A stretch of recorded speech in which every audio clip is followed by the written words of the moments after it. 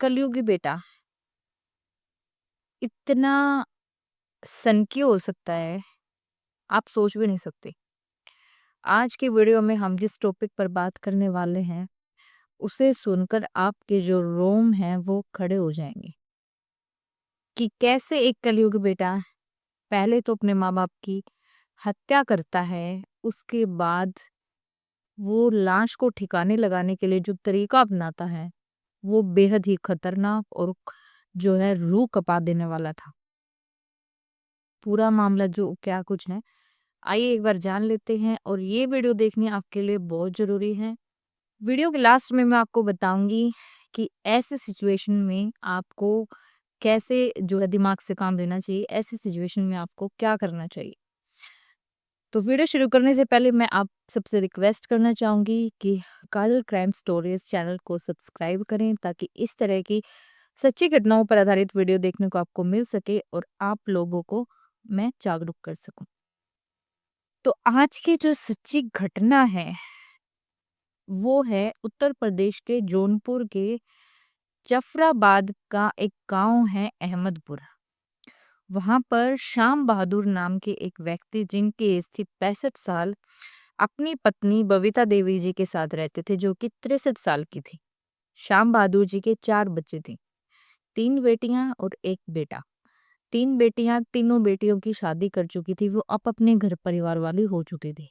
और जो बेटा था जिसका नाम था अम्बेश कुमार उर्फ रिंकू, यानी उसका निक नेम था रिंकू।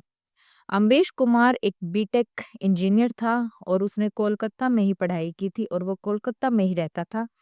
और वहीं पर उसने दूसरे धर्म यानी मुस्लिम धर्म की लड़की से लव मैरिज भी की थी और वो उसी के साथ कोलकाता में ही रहता था। यानी श्याम बहादुर और बबीता देवी अहमदपुर में अकेले ही रहते थे। अब बात कर लेते हैं श्याम बहादुर जी के बारे में। तो श्याम बहादुर जी रेलवे में एक लोको पायलट थे और वो अभी जून में ही रिटायर हुए थे, यानी उनको 5-6 महीने का टाइम ही हुआ था रिटायर हुए। और उन्होंने जो है अहमदपुर में जो है रोड के ऊपर ही एक शानदार कोठी अपनी बनाई थी। काफ़ी सुंदर 2 मंजिला कोठी बनाई थी, जिसमें जो कि अभी पूरी तरीके से तैयार भी नहीं हुई थी, जिसमें अभी छोटा-मोटा काम जो है चल रहा था। बेसमेंट में जो है काम चल रहा था। और जो है ये अम्बेश कुमार जो था इसकी अभी हाल-फिलहाल 37 साल उम्र थी और ये अपनी पत्नी के साथ कोलकाता में ही रहता था और इनके 2 बच्चे थे। यानी अम्बेश के 2 बच्चे और इसकी पत्नी ये कोलकाता में ही रहते थे। तो अम्बेश जो है पिछले 3 महीने से अपने माता-पिता के साथ रह रहा था, अपनी पत्नी को छोड़कर। यानी कि अम्बेश जो है पहले तो कोलकाता में अपनी पत्नी के साथ हँसी-खुशी रह रहा था। लेकिन उसके बाद ऐसा कुछ होता है इन दोनों पति-पत्नी के बीच कि पिछले 3 महीने से ये अपने माता-पिता के पास रह रहा था। ये बताता है कि जो है इसकी इसकी पत्नी के साथ काफ़ी अनबन चल रही थी। एक तो वो दूसरे धर्म की थी, ऊपर से ये अम्बेश जो है ये सनकी आदमी था। ये जो है घर बसाने वालों में से नहीं था, क्योंकि इसके पास पैसों की भी कोई कमी नहीं थी क्योंकि बीटेक इंजीनियर था। काफ़ी अच्छी इसकी जॉब थी, सैलरी थी। लेकिन जो सनक होती है इंसान की वो उसको जो है किसी भी हद तक ले जाके कुछ भी करवा देती है और वही इसके साथ भी हुआ है। यानी अम्बेश के केस में कुछ ऐसा ही हुआ। तो इसकी पत्नी के साथ अनबन शुरू हो जाती है यूं ही छोटी-मोटी बातों को लेकर और बढ़ती-बढ़ती अनबन इतनी हो जाती है कि ये अपनी पत्नी को बोल देता है कि मैं तुमसे डिवोर्स लेना चाहता हूँ और अब मैं तुम्हारे साथ नहीं रहूँगा। इसलिए पिछले 3 महीने से ये अपने माता-पिता के पास ही रह रहा था। और यहाँ इसके माता-पिता को इसने कहा कि मैं जो है अपनी पत्नी से डिवोर्स लेना चाहता हूँ और जो है अब मेरे उसके साथ जो है मैं घर नहीं बसा सकता। तो माता-पिता कहते हैं कि कोई बात नहीं बेटा, तुमने अपनी पसंद से शादी की थी, अभी तो तुम्हारी 37 साल की उम्र ही है। कोई नहीं, तुम उससे डिवोर्स ले लो, हम तुम्हारी कहीं और शादी करा देंगे। फैमिली बैकग्राउंड काफ़ी अच्छा था। अमरीश के पिता जैसा कि मैंने आपको बताया कि लोको पायलट थे, तो अभी वो रिटायर हुए थे और जो है माता-पिता होने के नाते वो अपने बेटे को ये बात बोल देते हैं। क्योंकि कोई भी माता-पिता नहीं चाहता कि उनका बच्चा ऐसे ही घूमे-फिरे, जो है गलत राहों पर चले, और इसी के चलते उन्होंने कहा कि कोई बात नहीं, अगर उसके साथ तुम्हारी नहीं बन रही है तो तुम्हारी कहीं और शादी कर देंगे। लेकिन जो अम्बेश है वो कहता है कि नहीं, मुझे पैसे दो और जायदाद में हिस्सा दो, यानी जो मेरी प्रॉपर्टी है वो मेरे नाम करवा दो, और जो पैसे आप मुझे देंगे वो जो है मैं डिवोर्स लूंगा तो अपनी पत्नी को दूंगा। डिवोर्स लेते टाइम जो है मैं उसको हिस्सा दूंगा ताकि वो बच्चों का पालन पोषण आगे चलकर कर सके। और इसी के चलते वो अपने माता पिता पर पिछले 3 महीने से प्रेशर बना रहा था, लड़ाई झगड़ा कर रहा था, घर रहता था, चला जाता था, फिर घर आ जाता था, और यही बातें आपस में चल रही थी इन तीनों के बीच, श्याम बहादुर, उनकी पत्नी बबीता देवी और बेटे अम्बेश के बीच। तो 8 दिसंबर को जो है ये अम्बेश घर आता है, और रात को घर पे आकर ये लड़ाई झगड़ा शुरू कर देता है। उस दिन तो इसने ठान रखी थी कि आज मुझे जो है कुछ न कुछ करना ही है। बहुत ज़्यादा दिन हो गए ऐसे बात करते-करते, लेकिन आज जो है मैं पैसे या जो भी चीज़ है उसकी हामी भरवा के रहूँगा अपने पेरेंट्स से। तो अम्बेश के पिता श्याम बहादुर जी उसको साफ-साफ कह देते हैं कि नहीं, शादी तुमने अपनी मर्ज़ी से की थी, दूसरे धर्म की लड़की के साथ की थी। तो डिवोर्स लो, उसको उसका हिस्सा दो या जो भी है वो तुम देखो, हम उसमें मतलब तुम्हें एक भी पैसा नहीं देंगे। जो है तो अम्बेश कहता है कि इस तरह जिस हिसाब से आप बोल रहे हो, इस हिसाब से तो मुझे आगे चलकर भी प्रॉपर्टी में कोई हिस्सा नहीं मिलेगा, क्योंकि मेरी 3 बहनें हैं और आप जो है सारी प्रॉपर्टी तीनों बहनों में बाँट दोगे। तो अम्बेश की जो माँ थी, लड़ाई में जो है सबको गुस्सा आ ही जाता है। एक कहावत है कि लड़ाई में खीर नहीं बँटती, यानी कि लड़ाई में खीर कोई नहीं बाँटता, लड़ाई में तो भला-बुरा ही कहा जाता है। तो जो है बबीता देवी कह देती हैं कि हाँ, हम तो उन्हीं को देंगे, तुम्हें कुछ नहीं देंगे। क्योंकि गुस्से में अक्सर ऐसे अपशब्द निकल जाते हैं। गुस्से में आदमी का अपने दिमाग पर कंट्रोल नहीं रहता। तो ये बात सुनते ही अम्बेश जो है वो इतना ज़्यादा गुस्से में हो जाता है कि उसे अपना गुस्सा कंट्रोल नहीं होता।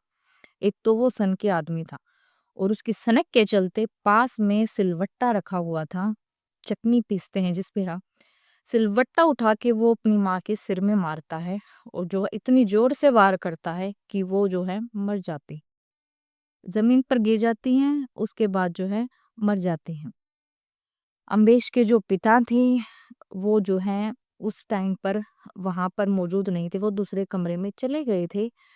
जैसे ही वो चीखने की आवाज सुनते हैं अपनी पत्नी की, तो वो दौड़े हुए आते हैं और वो देखते हैं, तो वो जो है सीधा अपनी बेटी वंदना को फोन लगाते, और जो है इससे पहले कि वो अपनी बेटी को कुछ बता पाते, वो जो है हाथ से फ़ोन छीन के फ़ोन काट देता है। अम्बेश अपने पिता के हाथ से फ़ोन लेके फ़ोन को कट कर देता है। उसके बाद वो अपने पिता को भी उसी सिलवट्टे से सिर पर बार-बार वार करके मार देता है। दोनों की लाश ज़मीन पर पड़ी हुई थी, और अम्बेश के मन में ये था कि अब इस लाश का क्या किया जाए, जिससे वो प्रूफ़ भी मिटा सके और जो है पुलिस की गिरफ्तारी से बच सके। और ये जो टाइम था जिस टाइम उसने इस वारदात को अंजाम दिया, ये डेढ़ 2 बजे का रात के टाइम का टाइम बताया जा रहा है। तो वो जो है, मैंने जैसा कि आपको शुरू में बताया कि अभी नया घर बनाया था अम्बेश के पिता ने, और अभी घर में काम चल रहा था। तो अम्बेश नीचे बेसमेंट में जाता है और वहाँ से कट्टे लाता है सीमेंट के, और जो है आरी रखी हुई थी वहाँ पर, आरी लेकर आता है, और दोनों के जो बॉडी थी उनको 3-3 हिस्सों में काट देता है। ये बोलने में भी मुझे इतनी मतलब कि मेरी जीभ जो है वो तुतला रही है कि मतलब कि इतना है, एक हैवान भी काँप जाएगा सुनकर कि एक बेटा माता-पिता को मारता है, और यहाँ तक भी नहीं, उसके बाद वो लाश को काटता है, जो है उसके बाद वो उन कट्टों में लाश को जो है भरता है, उन टुकड़ों को। टोटल 6-7 कट्टों में उसने जो है उन बॉडी पार्ट्स को भरा था। उसके बाद पास ही में एक गोमती नदी है जो कि 7-8 किलोमीटर बताई जा रही है अ, अम्बेश के घर से। रात को ही वो जो है कट्टे अपनी डिग्गी में डालता है, गाड़ी की स्विफ्ट कार थी उसके पास, और उसमें जो है जाकर पुल के ऊपर से गोमती नदी में फेंक देता है। उसके बाद उसके माँ के शरीर का एक काफ़ी बड़ा पार्ट था जो कि बच गया था। उसके बाद वो बाद में घर आता है और उस पार्ट को लेकर वाराणसी की तरफ निकल जाता है और वाराणसी का रास्ता उसके घर से 60 से 70 किलोमीटर बताया जा रहा है और जो है रात को ही वो जाता है। और हैरान करने वाली बात ये है कि ना ही तो कोई पुलिस वाला उसकी कार को रोकता है चेकिंग के लिए और ना ही कुछ और दिक्कत परेशानी उसको होती है। और जो है वाराणसी में एक सई नदी जो है बताई गई है, वहां पर जो है वो उस टुकड़े को फेंक देता है। वापस घर आता है और सरफ के साथ वो फ्रेश को आरी को जो भी उसने इस्तेमाल की थी चीज़ उन सब को अच्छे तरीके से धो देता है और जो सामान जहाँ था उसको वहीं रख देता है। यानी इतनी बारीकी से वो सारे प्रूफ क्लियर कर देता है, मिटा देता है। उसके बाद ये घटना थी 8 दिसंबर की। 9 दिसंबर को जो है बहनों के फ़ोन आ रहे थे माता-पिता के पास, क्योंकि बहनें डेली अपने माता-पिता से बात करती थी। तो उस दिन जो है बात नहीं हो पा रही थी तो बहन अपने भाई के पास फ़ोन करती है। अम्बेश जो है वो पहले से ही एक दूसरी चाल चल रहा था। वो 9 दिसंबर को सुबह उठकर सारे आस-पड़ोस में कहता है कि मेरे माता-पिता कल रात से मिल नहीं रहे हैं, पता नहीं कहाँ चले गए। रिश्तेदारों के पास भी वो फ़ोन करता है और उनको बोलता है कि मेरे माता-पिता पता नहीं कहाँ चले गए, क्या आपके घर आए हैं? वो कल शाम से मुझे मिल नहीं रही हैं। और ऐसा ही वो बहनों को भी कहता है कि पता नहीं रात के बाद वो मिल नहीं रही हैं, वो कहाँ चले गए। तो बहन जो है काफ़ी डर जाती हैं और जो है बहन सीधा अपने घर आ जाती हैं। घर आकर वो पूरा घर चेक करती हैं, खेतों में जाती हैं, आस-पड़ोस में पूछती हैं। उसके बाद बहन जो है अ, पुलिस स्टेशन जाती हैं और वहाँ जाकर एफआईआर दर्ज करवा देती हैं। और जो है 13 दिसंबर की ये बात थी जो जब पुलिस स्टेशन में एफआईआर दर्ज की गई थी पेरेंट्स की गुमशुदगी से रिलेटेड। और जो अम्बेश था इसी बीच उसका फ़ोन भी बंद आने लग गया था। तो पुलिस को जो है बहनें बताती हैं कि पहले तो उनके माता-पिता भी गुम हो गए और अब जो है उनका भाई का फ़ोन भी बंद आ रहा है और उसका भी कोई अता-पता नहीं है। तो बहन जो है बहनों से नंबर लेकर जो पुलिस ऑफिसर्स थे वो अम्बेश को कॉल करते हैं और जो अम्बेश का जो फ़ोन है वो लग जाता है। तो पुलिस उनसे पूछती है कि तुम्हारे ये जो पेरेंट्स हैं वो कहाँ चले गए हैं? पिछले कई दिनों से वो मिल नहीं रहे हैं और तुमने अपना फ़ोन क्यों बंद कर रखा था? और तुम्हारी बहनें यहाँ पर परेशान हैं और वो जो है थाने में एफआईआर दर्ज करवाने आई थी और तुम कहाँ हो? तुमने जो है एफआईआर दर्ज क्यों नहीं करवाई और तुम कहाँ घूम रहे हो? तो पुलिस के सामने वो ऐसे ही बातें बनाता है, कहता है कि मैं भी अपने पेरेंट्स को ढूँढने के लिए निकल गया हूँ और मैं वाराणसी में हूँ, मैं यहाँ हूँ, मैं वहाँ हूँ, मैं रिश्तेदारों के यहाँ गया था पिछले दिनों में ये था, वो था मतलब कि वो पुलिस को गुमराह करने की पूरी-पूरी कोशिश करता है। उसके बाद जो है पुलिस उसको बोलती है कि तुम घर चले आओ, तुमसे कुछ पूछताछ करनी है और जो है वो फ़ोन काट देता है।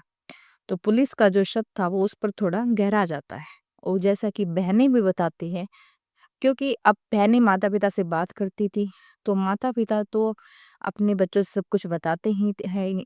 तो जो इनकी माँ थी बबीता देवी वो अपनी बेटियों को बताती थी कि ये पिछले टाइम कुछ टाइम से यहीं रह रहा है और हमको परेशान कर रहा है, हमसे पैसे माँग रहा है, हमसे जायदाद में हिस्सा माँग रहा है। और ये सारी बातें बहनों को पता थी और वो पुलिस को भी बता देती हैं और इसी कारण जो है वो शक के घेरे में आ जाता है।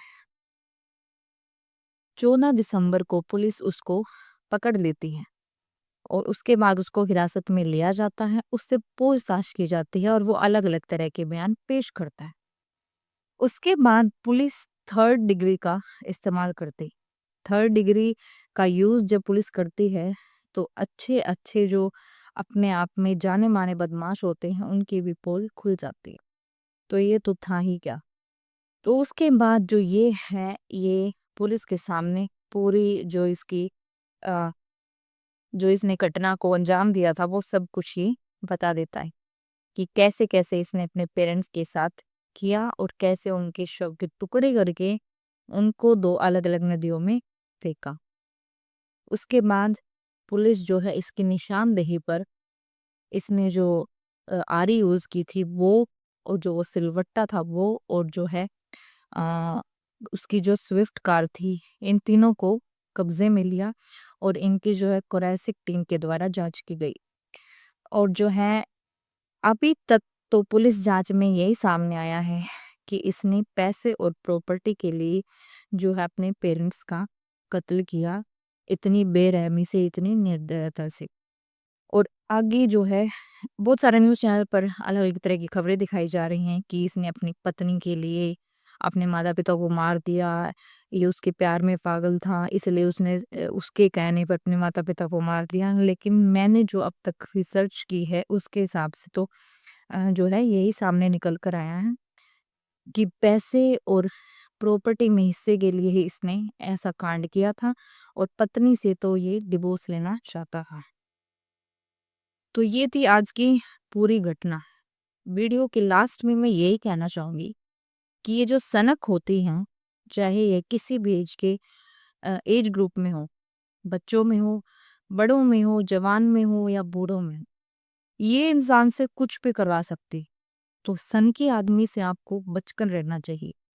कोशिश हो कि वही, अगर आप पूरी कर सको उसकी डिमांड को, तो पूरी करने की सोचो, अगर पॉसिबल हो तो। नहीं तो ऐसे इंसानों से बचकर रहना चाहिए, इनसे ज़्यादा लड़ाई झगड़ा मोल नहीं लेना चाहिए। क्योंकि कुछ पता नहीं चलता कि ये कब किस टाइम क्या कर बैठे। और जो ये घटना थी, ये 8 दिसंबर की थी, रात के 1:30-2 बजे की थी। अभी सर्दियों का टाइम चल रहा है, सर्दियों में सब अपने घरों में दुबक कर सो जाते हैं, चीखने चिल्लाने की आवाज़ भी दूसरे घर तक नहीं जा पाती। अगर लड़ाई दिन में होती शायद कोई आ जाता, बचा लेता, या कुछ भी हो सकता था। और जो है मिलते हैं नेक्स्ट वीडियो में फिर एक और सच्ची घटना के साथ। सचेत रहें, जागरूक रहें, सतर्क रहें। जय श्री राम।